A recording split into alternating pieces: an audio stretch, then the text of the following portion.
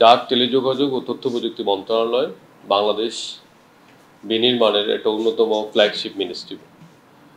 তবে বিগত সময়ে এই মন্ত্রণালয়কে অর্থ লুটের একটা হাতিয়ার হিসেবে উপস্থাপন করা হয়েছিল সো-কল্ড ডিজিটাল বাংলাদেশ এবং স্মার্ট বাংলাদেশের নাম করে। এবং ২৪-এর গণ অভ্যুত্থানে ইন্টারনেট বন্ধের মাধ্যমে নাগরিক হয়রানির একটা এলিমেন্ট হিসাবে এই মন্ত্রণালয়কে অত্যন্ত ন্যক্কারজনকভাবে অপব্যবহার করা হয়েছিল। তো আমরা আজকে সেসব ঘটনার নিন্দা জানাই এবং একই সাথে ২৪-এর গণ অভ্যুত্থানে সারা বাংলাদেশ এবং বিশেষ করে সিলেট বিভাগের ছাত্র জনতা, শ্রমজীবী, পেশাজীবী যারা আহত এবং নিহত হয়েছেন তাদের অবদানকে শ্রদ্ধা করে স্মরণ করছি। আমরা দায়িত্ব নেওয়ার পর ডাক, টেলিযোগাযোগ এবং তথ্য প্রযুক্তি মন্ত্রণালয়ে যে দুর্নীতি এবং অপচয়, লুটপাটের যে প্রজেক্টগুলো আছে সেই প্রজেক্টগুলোকে রিভিউ করার চেষ্টা করেছি এবং আপনারা জেনে খুশি হবেন প্রায় ২৫০০ কোটি টাকা সমমানের প্রকল্প আমরা ইতিমধ্যেই বন্ধ করে দিয়েছি।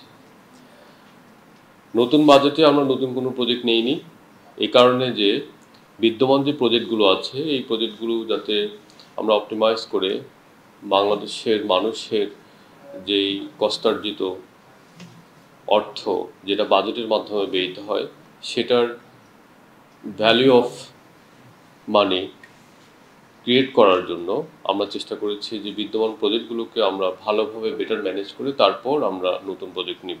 তো এই ফিলসফিতে আমরা নতুন কোনো প্রজেক্ট নিইনি, বরং বিদ্যমান যে রিসোর্স আছে সেই রিসোর্সগুলো দিয়ে নিয়ে আমরা নতুন নতুন সেবা চালু করার উদ্যোগ নিয়েছি। একটি সেবা হচ্ছে নাগরিক সেবা। মাননীয় প্রধান উপদেষ্টা জাতির উদ্দেশ্যে ভাষণে এই সেবাটির কথা বলেছেন। এই সেবাটি হচ্ছে এরকম: আওয়ামী লীগ আমলে বাংলাদেশের প্রত্যেকটা মন্ত্রণালয়ে আলাদা আলাদা হার্ডওয়্যার, সফটওয়্যার অর্থাৎ আইটি খাতে বিনিয়োগ করেছে। এই বিনিয়োগের মাধ্যমে আমরা দেখেছি অনেকগুলো ডিজিটাল ডিপ তৈরি হয়েছে। আমাদের মন্ত্রণালয়গুলো একজনের সাথে একটার সাথে আরেকটা কানেক্টেড না। তো যে কারণে এই সেবাগুলোর মাধ্যমে আসলে সেভাবে মানুষের কাছে সুফল পৌঁছেনি। আর দ্বিতীয়ত হচ্ছে সেবাগুলো অসম্পূর্ণ। বিভিন্ন জায়গায় বিভিন্নভাবে অনলাইনে আবেদন করতে হয়, আবেদনের পরে প্রিন্ট করে আবার সরকারি অফিসে যেতে হয়, অনেক সময় সার্ভার ডাউন থাকে।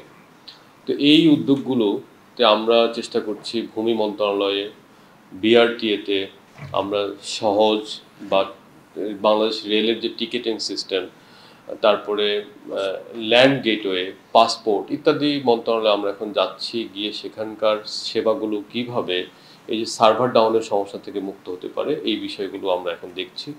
আমরা নাগরিক সেবায় এমন একটা উদ্যোগ নিচ্ছি যেখানে নাগরিকরা আলাদা আলাদাভাবে বিভিন্ন অফিসে না দাঁড়িয়ে কীভাবে ওই অফিসের সেবাটাকে অন্তত আবেদন এবং নবায়নের ক্ষেত্রে নাগরিক সেবার একটা ডিজিটাল প্ল্যাটফর্ম থেকে কাজটা শুরু করে দিতে পারেন এবং ওই অফিসে যে না যাওয়া থেকে তাদেরকে রক্ষা করা যায় সেই একটা উদ্যোগ নিচ্ছি।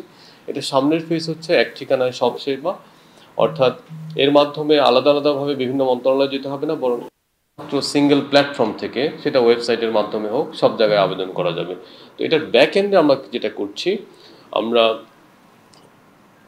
একটা ইন্টারনেট কানেক্টিভিটি সংযোগ করছি, সেটাকে এপিআই সংযোগ বলে, অর্থাৎ প্ল্যাটফর্ম টু প্ল্যাটফর্ম সংযোগ। এটা ইন্টারনেটের সংযোগের বাইরে একটা বিশেষ কিছু, অর্থাৎ যে সফটওয়্যার তৈরির যে পিছনে যে কোডিং থাকে এই কোডিংগুলো দিয়ে আমরা বিভিন্ন প্ল্যাটফর্মকে সংযুক্তি করছি। এর মাধ্যমে আমাদের সেবাগুলো একটা নির্দিষ্ট জায়গায় আসছে। এটা আমরা এখন ৬টা বড় মন্ত্রণালয়ের মাধ্যমে এটা আমরা এখন পাইলট করা শুরু করেছি। সেখানে পাসপোর্ট সেবা আছে। আপনারা জানেন গত পরশুদিন আমরা প্রথমবারের মতো বাংলাদেশের পাসপোর্ট অফিসের বাইরে সেবা কেন্দ্রে পাসপোর্ট আবেদন এবং নবায়নের বিষয়টা নিয়ে এসেছি।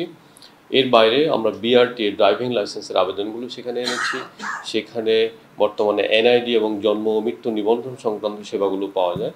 এর বাইরে জেলা প্রশাসন, জেলা অফিস, জেলা প্রশাসকের কার্যালয় এবং ইউনো অফিস, উপজেলা যে নির্বাহী কর্মকর্তা আছে ওনার কার্যালয়ে এই দুইটা অফিসে যেই সেবাগুলো আছে, ছোট ছোট সেবা, বিভিন্ন ধরনের ফর্ম ফিল আপ, এটা আমরা আগে মাইগভের মাধ্যমে করতাম। মাইগভ একটা প্ল্যাটফর্ম, ওই প্ল্যাটফর্মের সেবাগুলো নাগরিক সেবায় নিয়ে এসেছি। তো আমরা চাচ্ছি যে ধীরে ধীরে এটাকে সম্প্রসারণ করে যখন একটা স্টেজে আসবে তখন বাংলাদেশের প্রতিটা জেলায়, প্রতিটা উপজেলায়, প্রতিটা ওয়ার্ডে এটাকে পৌঁছে দিব উদ্যোক্তা বান্ধব মডেলের। তার আগে আমরা উদ্যোক্তাদেরকে ট্রেনিং দেবো, এখন আমরা পাইলট করছি। এটা বাস্তবায়িত হলে আমি মনে করি যে বাংলাদেশের এই যে নাগরিক সেবা সংক্রান্ত যে হয়রানি, বিভিন্ন অফিসে দৌড়াদৌড়ির যে জঞ্জাল, এবং একই সাথে এই যে ডিজিটাল আইল্যান্ড তৈরি করেছে সাবেক সরকার, এই সব কিছুকে আমরা সমাধান করতে পারবো। এটা সত্যিকার একটা ডিজিটাল ট্রান্সফরমেশন হবে, এবং এই স্বপ্নযাত্রাটা মাননীয় প্রধান উপদেষ্টার অন্যতম প্রধানতম উদ্যোগ, যেটা আমাদের মন্ত্রণালয়ের মাধ্যমে বাস্তবায়িত হচ্ছে।